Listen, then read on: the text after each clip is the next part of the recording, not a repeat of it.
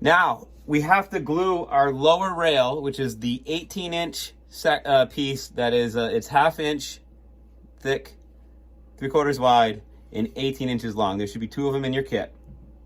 We have to glue these down here along the bottom.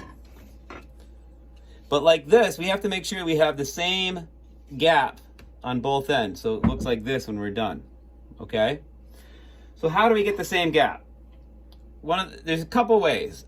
The best 2 ways I'm gonna show you. First way, I am going to take the piece, lay it directly on top of where it's going to go, but snug up one of the ends so it's perfectly even with the end of the brace. And then I'm gonna take a ruler at the other end, or a tape measure in my case, and measure how much material is left. And here I have 1 3/4 inches, and you probably have something different. This is different than what I had for the first 2 classes today. But 1 3/4 inches divided by 2 is 7/8 of an inch. I just know that in my head because I've done it so many times. But you know, do the math for yours. Whatever that distance is, divide it by 2, and that's how much you're going to have on either side. So what I'm going to do is I'm going to take my tape measure again. I'm going to take my piece and make a measurement at 7/8 of an inch.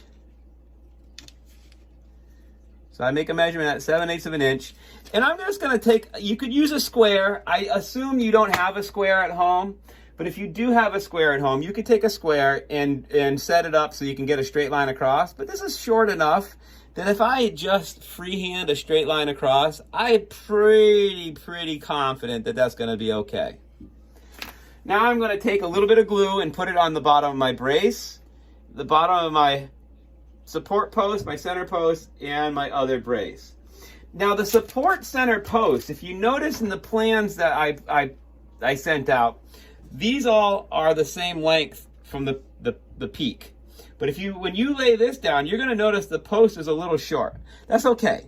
It's gonna be a little short, but it's still within the range that you can get a good glue up. There's still at least 1/4 inch of it that's gonna contact here, so we'll still get a good glue up. So now I have my mark. I'm gonna lay out my mark. So if you look, my mark is right here. I'm gonna line it up with the edge of my brace piece right here. And I'm just gonna tip it down and then line it up so the bottom of my lower rail connects with the bottom, or is even with the bottom of my brace piece on both ends. And then put a little downward pressure on it.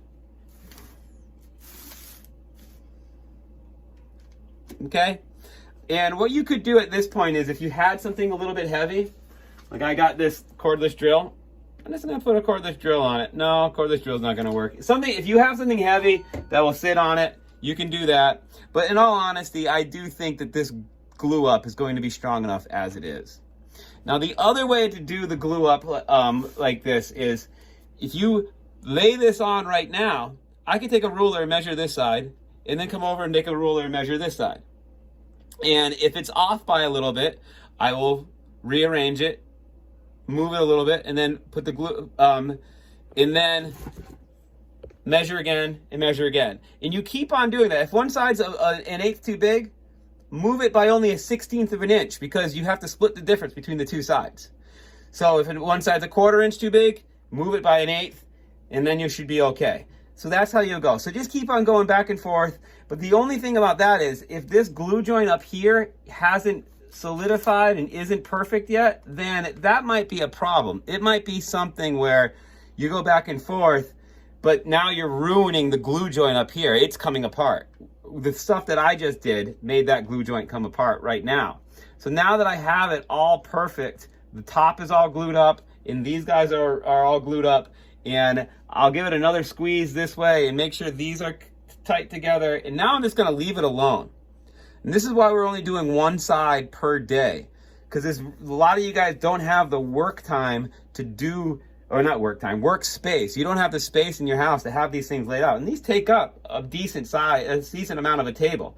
So if you don't have a full tabletop, if you have your history homework and your math homework cluttering up your desk, you might only have enough room to do one of these at a time. So let's just do one at a time.